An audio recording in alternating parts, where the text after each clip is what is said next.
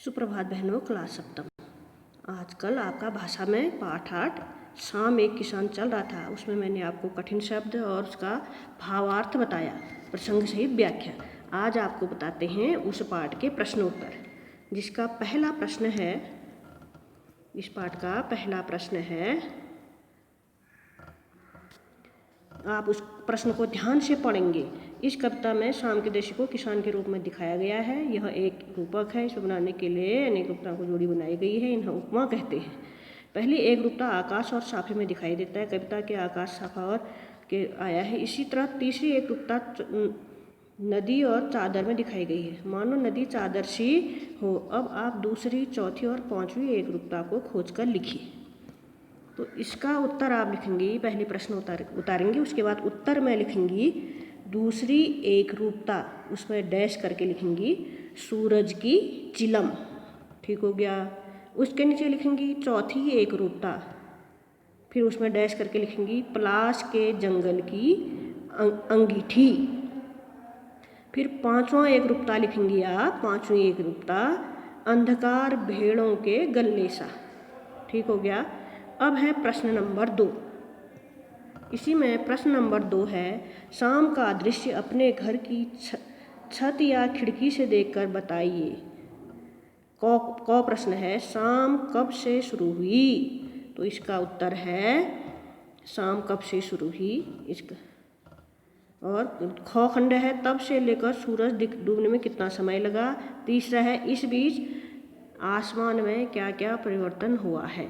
तो आप प्रश्न नंबर 2 का उत्तर लिखेंगी, अपने घर की छत या खिड़की से शाम का दृश्य देखने पर ज्ञात होता है कि क गर्मी के दिनों में शाम 6:30 या 6:45 बजे शुरू हुई। ठीक हो गया। फिर ख का उत्तर लिखेंगी, तब से सूरज डूबने में करीब आधे घंटे का समय लगा। फिर ग का उत्तर लिखेंगी, इस बीच आसमान में निम्नलिखित परिवर्तन हुए। नंबर 1, धूप का प्रभाव कम होने से आसमान का पीलापन कम हुआ, उसकी वजह लालिमा बढ़ने लगी। नंबर 2, पूरब दिशा का प्रकाश कमजोर पड़ने लगा तथा क्षितिज से अंधकार की चादर फैलती दिखने लगी। और इसका फिर नंबर 3 है, इसी में पंछी कलरव करते शाम होने की सूचना देते घोंसलों की ओर लौटने लगे। फिर चौथा है इसका, सूरज डूबते डूबते पश्चिम में चमकीला शुक्र तारा नजर आने लगा। फिर इसका पांचवा है, पश्चिम दिशा में अब भी कुछ लालिमा बची है। समझ में आ रहा है नहीं? पहले आ रहा है ना आपको? आप पहले प्रश्न नंबर 2 उतारेंगी पूरा, उसके बाद मैंने जो इसका उत्तर बता दिया है इसको ध्यानपूर्वक सुनकर लिखेंगी। ठीक हो गया। अब इसमें है प्रश्न नंबर 3। प्रश्न नंबर 3 है, मोर के बोलने पर कवि को लगा जैसे किसी ने कहा हो, सुनते हो?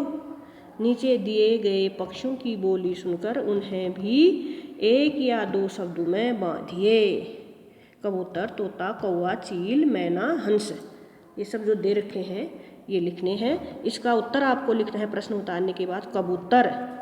कबूतर में डैश करके लिखना है खत लाता है। फिर है कौवा, कौवा पाहुन आइए, कौवा को डैश करके लिखना है पाहुन आएंगे, पाहुन आएंगे या मेहमान आएंगे, खबर लाता है मतलब। फिर मैना, गाना सुन लो, मैना के आगे डैश करके लिखेंगी गाना सुन लो। फिर है तोता, तोता कोई आया, तोता बोलता है मुँह से कोई आया। चील, डैश करके लिखेंगे चील के आगे ऊपर देखो। फिर हंस लिखेंगी, हंस के नीचे आगे डैश करके लिखेंगी मोती चुन लो। ठीक हो गया। अब इसी में है प्रश्न नंबर, कविता से आगे का प्रश्न। आज इतना ही करना है आपको, ध्यान से 2-3 बार सुनकर। इससे आगे आपको अगले दिन कराया जाएगा।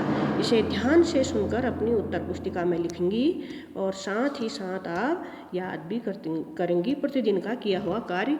और आपको ज्ञात हो गया होगा कि बहुत जल्दी आपकी द्वितीय मासिक परीक्षा होने वाली है। आज इतना ही।